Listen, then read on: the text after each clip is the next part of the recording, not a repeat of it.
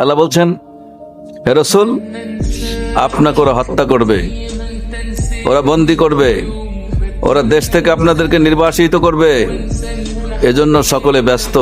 ওরাও কৌশল করে, আমি আল্লাহ আপনাকে কেমনে থাকবেন, আপনার নাম কেমনে সারা পৃথিবীতে বলন্দ হবে, আমিও সেটা নিয়ে কৌশল করি। আর আমি এলে কৌশলীদের মধ্যে সবচেয়ে বড় কৌশলী, সবচেয়ে বড় মকরবাজ। পয়গম্বর মুহাম্মদ রাসূলুল্লাহ সাল্লাল্লাহু আলাইহি সাল্লামকে কাফেররা সব মিলে ঘরের ভিতর আটকিয়ে ফেলেছে। তারা চিন্তা করেছে রাত্রে উঠে তাকে একযোগে সবাই মিলে প্রতি গোত্র থেকে একজন করে মিলে তাকে হত্যা করে ফেলবে।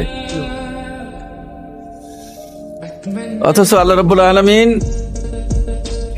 ডেকে বললেন, বন্ধু, হাতে এক মুষ্টি বালু নাও, বালু নিয়ে সূরা ইয়াসিনের কয়েকখানা আয়াত তেলাওয়াত করো, বালুর উপরে নিক্ষেপ করো, এরপর তুমি বালুটাকে সামনের দিকে মেরে দাও।